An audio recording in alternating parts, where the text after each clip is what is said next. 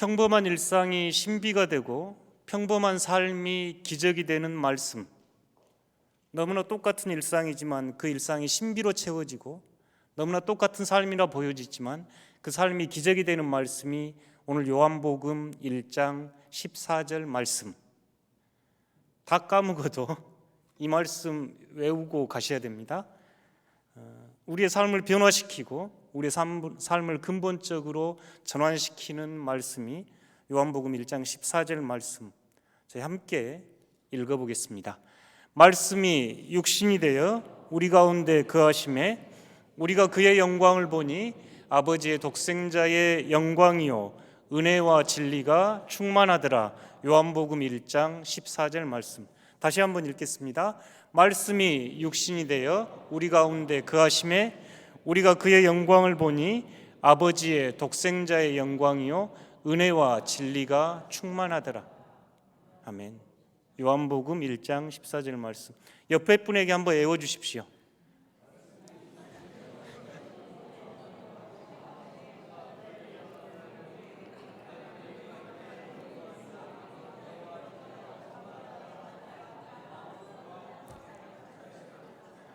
참 잘하셨습니다.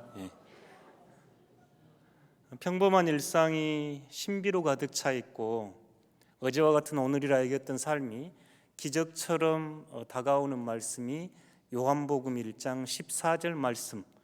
말씀이 육신이 되셨습니다. 이 말씀은 태초부터 계셨던 말씀. 요한복음 1장 1절 떠올려 보면 말씀이 계셨습니다. 말씀이 하나님과 함께 계셨습니다. 그 말씀이 하나님이셨습니다라는 장엄한 선언이 이제 말씀이 육신이 되셨습니다. 육신이 되셨다 이 말은 우리와 똑같은 성정을 지닌 몸으로 이 땅에 오셨습니다. 때로는 힘들어하셨고 때로는 눈물을 흘리셨고 때로는 목말라 하셨고 피곤하셨던 예수님에 대한 이야기입니다. 태초부터 계셨던 말씀이 이제 육신이 되셔서 우리 가운데 거하심에 더 큰 신비는 너 안에 거하시고 내 안에 거하시고 우리 안에 거하심에입니다. 태초에 말씀이 사람 몸을 입고 여러분 안에 내 안에 우리 안에 거하심에 여기서 거하다 하는 말씀은 저희가 출애굽기 레위기 성경 공부하면서 회막을 짓고 성막을 짓고 하나님께서 그곳에서 이스라엘 백성을 만나 주셨던 그 회막이 하나님의 영광이 가득 찼던 것처럼 여기서 거하심에는 우리 안에 장막을 치시고 우리 안에 회막을 치시고 이런 뜻입니다. 말씀이 육신이 되셔서 여러분 안에 장막을 치고 거하셨습니다. 이 말씀이 육신이 되어 우리 가운데 거하심에 그 영광이 드러나는데 하나님의 성막에 영광이 가득하게 드러나는데 그 영광을 보니 우리가 신앙 고백에서 하는 독생성자 하나님 외아들의 영광이요 독생자의 영광이요 그분 안에는 은혜와 진리가 충만합니다. 이 말씀이 육신이 되어 우리 안에 거하셨습니다. 여러분 안에 거하셨습니다. 이 말씀의 신비를 아주 조금만이라도 제가 깨닫고 살아갈 수 있다면 오늘 밤 죽어도 괜찮겠다 싶은 말씀. 복음의 전체를 우리에게 보여주는 너무너무 큰 말씀, 너무나 신비롭고 너무나 영적이고 외우기는 쉬워도 깨닫기는 쉽지 않은 말씀이 육신이 되어 우리 가운데 거하심에 그의 영광을 보니 독생성자의 영광이요 그분 안에는 은혜와 진리가 충만하더라 하는 요한복음 1장 14절 말씀입니다. 말씀이 육신이 되어서 여러분 안에 거하시고 말씀이 육신이 되어 내 안에 거하시고 말씀이 육신이 되어 우리 안에 거하시니 이 세상은 하나님의 장엄함으로 가득 차 있고 나라는 존재는 썩어 없어질 육신을 가진 존재가 아니라 하나님의 사랑받는 자로 빛나는 존재이며 이 세상은 죄로 가득 찬 세상이 아니라 하나님의 빛으로 가득한 하나님의 사랑으로 충만한 세상임을 우리에게 깨우쳐 주는 말씀이 요한복음 1장 14절 말씀. 말씀이 육신이 되어 우리에게 거하심에. 다시 한번 읽어보겠습니다. 시작.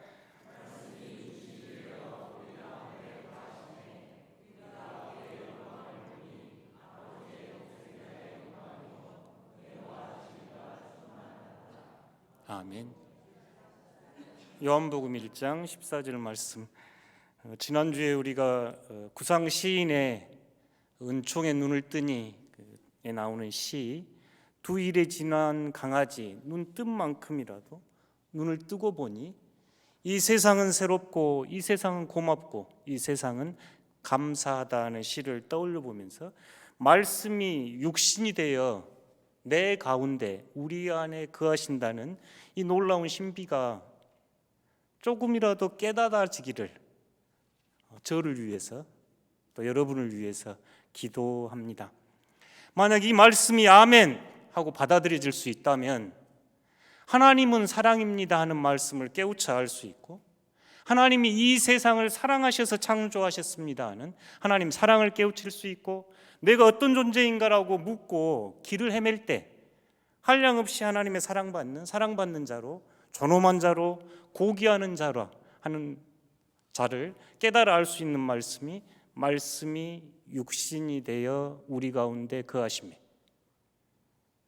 말씀이 육신이 되어서 내 가운데 거하심에, 곁에 있는 사람들 가운데 거하심에 하는 놀라운 말씀이 오늘 요한복음 1장 14절 말씀입니다.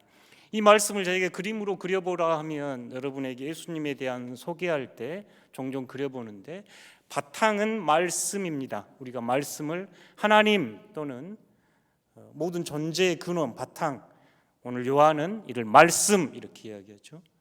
모든 존재의 바탕, 모든 것이 말씀에서 올라오기에, 모든 것이 말씀에서 비롯됐기에, 모든 것이 말씀에서 시작됐기에 우리는 모든 존재의 근원, 모든 존재의 바탕이 말씀, 창조주 하나님 이야기할 때 하나님과 함께 계셨던 그 말씀에서 육신이 드러납니다. 왜 그러면 말씀이 육신이 되셨냐 물어보면 전 세계 그리스도인들이 가장 잘 암송하는 요한복음 3장 16절 말씀, 하나님이 이 세상을 너무너무 사랑하셨기에, 그 말은 하나님은 사랑 자체셨기에, 하나님은 사랑 본질이셨기에, 사랑은 특성상 흘러넘쳤기에 말씀이 육신이 되셔서 이 땅으로 오셨습니다. 이 말씀이 예수 그리스도, 우리의 구주로 고백하는 예수님입니다. 이 말씀이 육신이 되셔서 우리에게 오셨기에 우리는 그의 영광을 보았고, 그분이 가시는 길은 이제 우리가 아버지께 돌아갈 길, 그 돌아갈 길의 이름 또한 사랑뿐입니다. 하나님은 놀랍도록 이 세상을 사랑하셨고, 그 사랑은 흘러넘쳐서 말씀이 육신이 되어 여러분 가운데, 내 가운데, 우리 가운데 거하셨습니다. 그래서 우리는 이제 예수님을 바라보면서 사랑의 근원이신, 사랑의 본체이신 아버지께로 돌아갈 수 있습니다. 그래서 우리는 그리스도를 고백할 때 길이요 진리요 생명이라 고백하게 되지요. 사실 이 말씀은 설명되어지는 말씀이 아니라 깨달아 알아차리는 말씀이라 여겨집니다. 말씀이 육신이 되었다, 쉬운 말 같지요.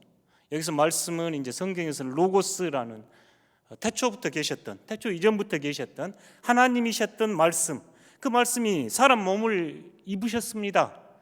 이게 어떻게 설명 가능하고 오늘 나에게 의미가 있는가요? 이 말씀 한 자락이라도 깨우칠 수 있다면, 우리가 이 깨우침으로 살아갈 수 있다면 이보다 더 큰 은총이 있을까?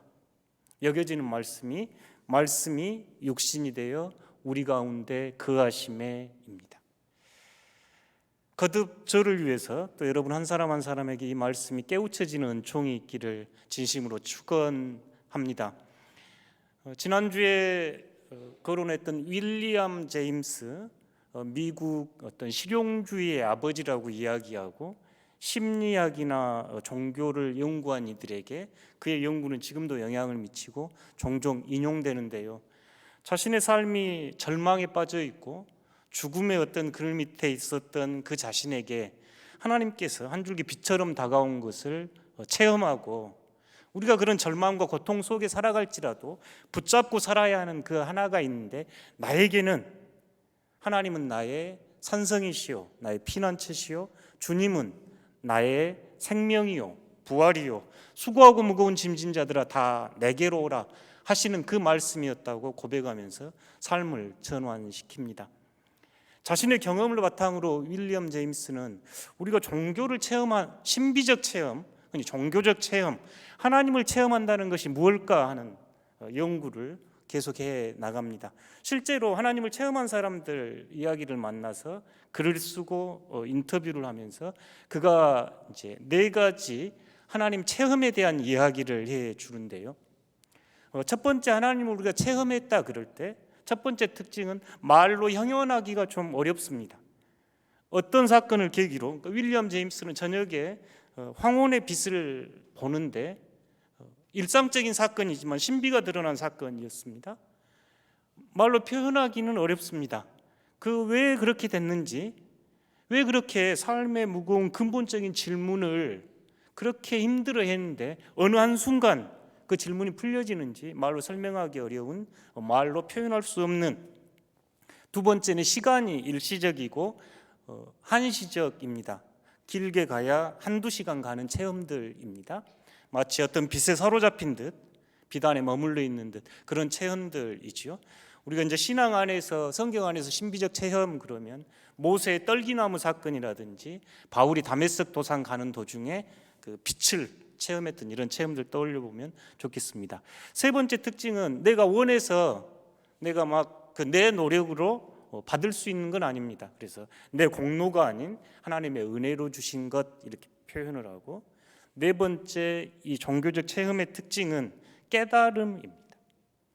지금까지 삶이 그렇게 고통스러워 보였는데 그 시면의 고통 속에서 나를 붙잡아줄 한 줄기 빛과 같은 그 무엇이 있다면 윌리엄 제임스에게는 예수 그리스도에 대한 믿음이라고 고백하면서 자신의 삶을 180도 돌이켜버리지요. 그래서 이 종교적 체험 또는 신비적 체험을 경험한 사람들은 삶이 바뀐다 이야기합니다. 그 전의 삶이 아닌 새로운 삶이지요. 애벌레가 나비가 되어 바라본 세상은 그 전의 세상일 수가 없고, 눈머니가 눈 뜨고 바라본 세상은 그 전의 세상일 수가 없지요. 오늘 말씀이 육신이 되셨다 하는 이 말씀은 바로 이 깨달음으로 초대하는 말씀, 애벌레가 나비가 되는 말씀, 평범한 일상이 신비가 되고 보통 사람이 기적을 체험하는 말씀이 육신이 되어 우리 가운데 거하심에 그의 영광을 보니 독생자 하나님의 영광이요 은혜와 진리가 충만하더라 하는 이 말씀입니다. 사실 이 말씀의 범주는 너무 크고 너무 넓고 너무 깊어서 제 스스로도 설명하기가 쉽지 않고 여러분에게 전하기가 어려운 말씀이지만, 거듭 저나 여러분이 이 말씀의 한 자락 깨닫고 살아갈 수 있다면 그것보다 더 큰 은혜 있을까 싶은 말씀이 육신이 되어 우리 가운데 거하심에 그의 영광은 하나님의 독생자의 영광이요 그분 안에는 은혜와 진리가 충만하더라 하는 말씀입니다. 사실 이 말씀은 예수님에 대한 고백의 말씀일 뿐만 아니라 오늘 여러분 한 사람 한 사람에 대한 말씀이요 여러분과 함께 살아가는 여러분 곁에 있는 이들의 정체성에 대한 말씀이기도 합니다. 말씀이 육신이 되어 우리 가운데 거하셨습니다 하는 이 말은 예수님에 대한 고백일 뿐만 아니라 내가 누구인가, 내가 살아가는 이 세상이 어떤 곳인가, 내가 믿는 하나님이 어떤 분인지를 절정으로 보여주는 말씀이 육신이 되어 우리 가운데 거하심에입니다. 다시 한번 암송해 보겠습니다. 시작. 말씀이 육신이 되어 우리 가운데 거하심에 우리가 그의 영광을 보니 아버지의 독생자의 영광이요 은혜와 진리가 충만하더라. 요한복음 1장 14절 말씀. 아멘. 애우시고 정심 드시고 가시기 바랍니다. 말씀이 육신이 되셔서 여러분 안에 거하시고 우리 안에 거하시고 내 안에 거하시는 신비를 저희가 깨달아 살아갈 수 있을까요? 저쪽에 조례동의 현대 아파트에 송기숙 교수님이라고 사셨습니다. 송기숙 교수님은 저기 고흥 길두면 포두리에서 태어나셨는데 집안이 너무너무 가난해가지고 여수의 어떤 학교를 다니다가 손양원 목사님 설교를 듣고 목회자가 되기로 마음을 먹고 매산고로 전학을 합니다. 굉장히 뛰어난 학생으로 보였고 그분은 이제 그 당시에 보이열 선교사님의 추천에 따라 연세대 철학과로 가는데 무시간 목사가 되지 않기 위해 철학을 공부하기로 하고 철학을 공부하고 신학을 공부합니다. 그는 젊은 시절 불황자처럼 전국을 거지 생활하듯 방황하기도 하고 또 폐렴이 걸려가지고 죽을 고비를 넘깁니다. 그러면서 목포에 있는 폐렴 치료하는 곳에 한산촌에 10여 년 촌장으로 지내기도 합니다. 내 사명은, 내 소명은 이 폐렴 걸린 분들 돌보면서 하는 것이 내 인생의 목적인가 보다 하면서 그곳에서 지내기도 하시다가 감리교 계통의 목원대 조직신학 교수가 되셔서 정년회까지 이르고 정년 후에는 조례동에서 사셨던 어른입니다. 그분 이야기는 여러 가지 이야기가 있는데 아내가 저에게는 16살 많다고 하셨는데 요새 나온 글들에 보니까 13살 많다고 이렇게 하셔요. 아내가 13살 연상인 분, 그 아내가 교회 전도사님이셨는데 여순 사건 때 남편을 잃은 분이었습니다. 아이가 셋이 있었고 교회 여자 전도사님이셨던 그분과 결혼을 해서 한평생 행복하게 사셨던 분. 가장 감동적인 고백은 아내는 나에게 오신 하나님입니다 하면서 끔찍하게 아내를 평생 사랑하셨던 분. 마치 광야의 예언자처럼 그분은 예수님이 이 땅에 오신 이유는 참된 인간, 살맛 나는 사람 세상, 참된 사람을 보여주시기 오셨다 하면서 천착했던 인간 예수에 대해, 참된 사람에 대해 천착했던 한 삶을 사셨습니다. 송기숙 교수님 자기에게 예수님은 철저한 사람으로 철저한 사람다움을 드러내고 철저하게 인간으로 살기 위해서 이 땅에 오셨고 그 예수가 펼쳐 보이시는 세상은 사람 살맛 나는 세상, 사람 세상이라고 주창하시며 생을 사셨던 분이 이 가까운 데 계셨던 송기숙 교수님이셨네요. 이분이 이렇게 이야기할 수 있었던 것은 하나님이셨던 말씀, 태초 이전부터 계셨던 그 말씀이 때가 차서 사람 몸을 입고 여러분 가운데로 여러분의 모습으로 우리와 똑같은 성정을 지닌 누군가의 도움과 보살핌과 사랑으로만 살아갈 수 있는 한 존재로 이 땅에 오신 분이 예수님이라는 고백 때문에 그렇습니다.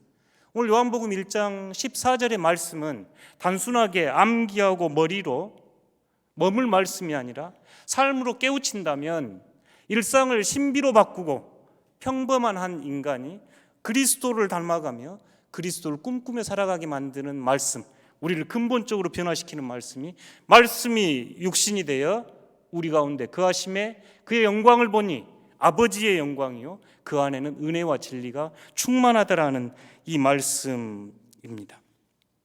이 말씀이 너무너무 소중한 건 우리가 평생 살아가면서 씨름하는 나란 존재는 어떤 존재인가, 나와 함께 살아가는 과연 인간이란 존재들은 믿을만한가, 깨지고 상처 입고 속이고 속고 살아가면서 서로 헐뜯고 서로 미워하고 분노하며 살아가는 우리들에게 인간이란 존재가 얼마나 고귀하고 장엄하고 아름다운 존재인지를 우리에게 가르치는 말씀이 요한복음 1장 14절. 말씀이 육신이 되셔서 우리 가운데 오셨습니다. 말씀이 육신을 입고 당신 안에, 우리 안에 거하십니다 하는 이 말씀입니다. 이 말씀은 우리가 가진 어떠한 철학이나 어떠한 사상, 어떠한 거짓도 깨뜨리는 참된 사람다움에 대한 이해입니다. 말씀이 육신이 되어서 이제 여러분이 되셔서 여러분과 함께 살아가는 사람이 되어 우리가 함께 살아가는 이들이 되어 우리 안에 거하시기 때문입니다. 말씀입니다. 프랑스 소설가 풀 부르제가 쓴 생각한 대로 살지 않으면 사는 대로 생각하게 된다 많이 인용하는 구절이지요. 자신이 생각하고 결단하고 살지 않으면 그냥 사는 것에 묻혀가지고 살아갑니다 하는 말입니다. 우리들이 죄의 눈이 멀어 실제를 보지 못하고 장소라는 그물에 갇히고 시간이라는 그물에 갇히고 자신이 아는 것을 전부라고 여기며 큰소리쳐 가고 그리스도의 인격과 성품과는 거리가 멀게 살아가면서 얕고 천박한 신앙만을 추구하며 세월을 허송합니다. 생존을 위해 아둥바둥 살면서 가짜 프로그램이 주는 단맛에 빠져가지고 성장하지도 못하고 자신의 신앙이 우월한 양 떠들다 살다 보니 10년, 20년, 30년이 되어도 변화는커녕 거짓 자아, 에고만 키워가는 시간 낭비 인생 살아갑니다.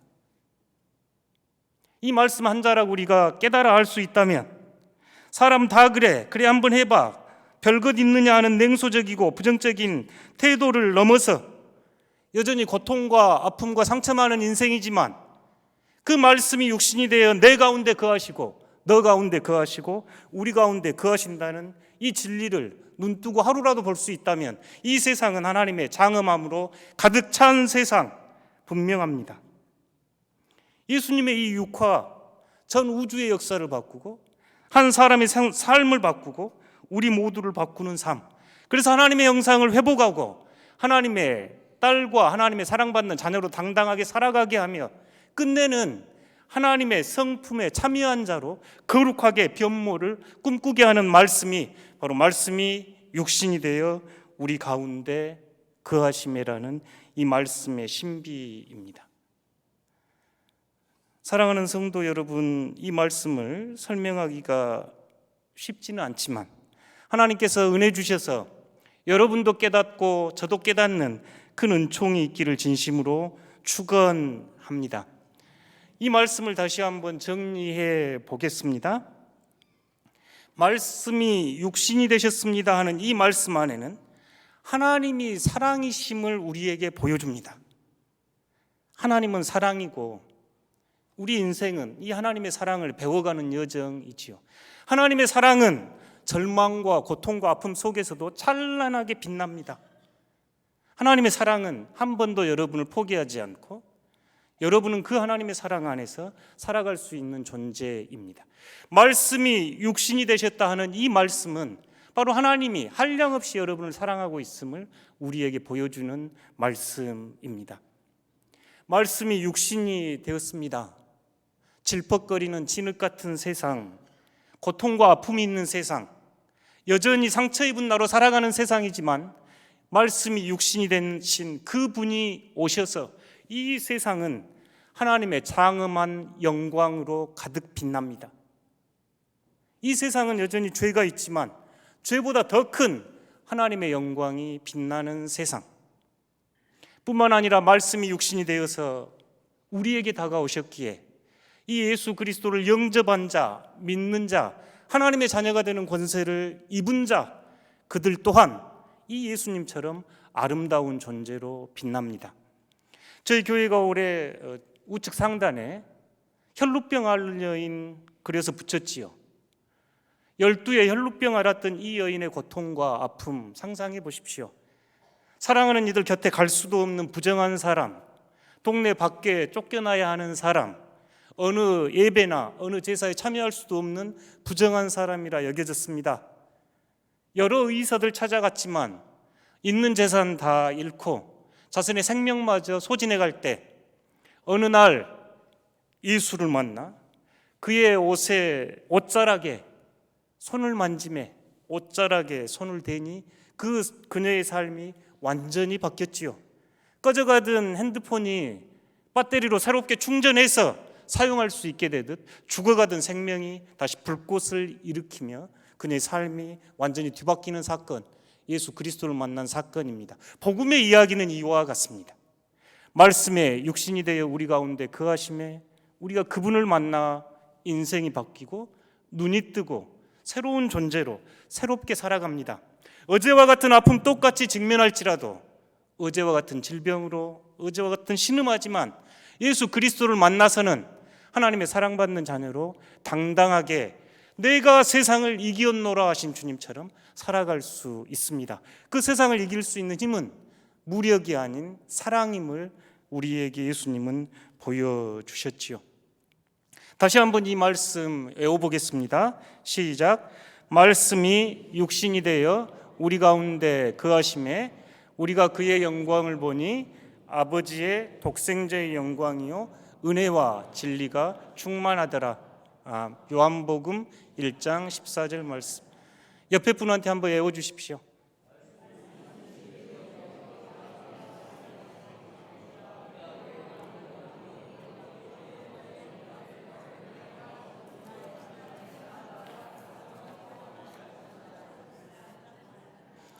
아멘. 참 잘했어요. 참 잘하셨습니다. 다 외우시고 식사하고 가십시오. 이 말씀이 이토록 왜 중요한고 하니 옆 사람 한번 봐보셔요.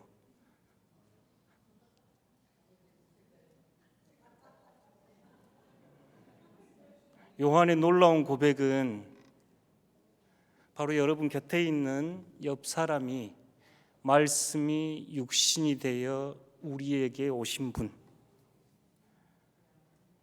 여러분 한 사람 한 사람의 존재가 예수 그리스도의 놀라운 영광과 존귀를 지닌 보배로운 존재들, 세상의 어떤 평가가 아니라 여러분 존재 자체로 그렇게 빛나는 사랑받는 존재라는 고백이 말씀이 육신이 되셔서 너 안에 거하셨고 내 안에 거하시고 우리 안에 거하신다는 이 복음의 선포입니다. 이번 한 주간 숙제는 옆 사람 이렇게 빤히 쳐다보면서 너가 그렇게 빛나는 존재구나, 너가 그렇게 보배로운 존재구나, 그렇게 존귀한 존재구나, 말씀이 육신이 되어 너 안에 계시구나, 내 안에 계시구나. 이번 주 숙제입니다. 미워 죽겠는 사람 보면 볼수록 말씀이 육신이 되어 내 곁에 오신 분, 귀신은 뭐하나 저 인간 안 잡아가고 이런 사람 보일 때 말씀이 육신이 되어 나에게 오신 분, 이게 복음의 신비입니다. 우리가 이 신비에 조금이나마 눈뜨고 살 수 있다면 오늘 이곳이 바로 하나님 나라요 천국임을 믿습니다. 기도하겠습니다. 말씀이 육신이 되어 우리 가운데 거하심에 우리가 그의 영광을 보니 아버지의 독생자의 영광이요 은혜와 진리가 충만하더라. 하나님, 이 한 말씀 두 일에 지난 강아지 눈뜬만큼이라도 뜨고 깨닫고 살아갈 수 있도록 은총 허락하여 주십시오. 예수 그리스도 이름으로 기도합니다. 아멘. 주님의 평화가 여러분과 함께 하시기를 바랍니다.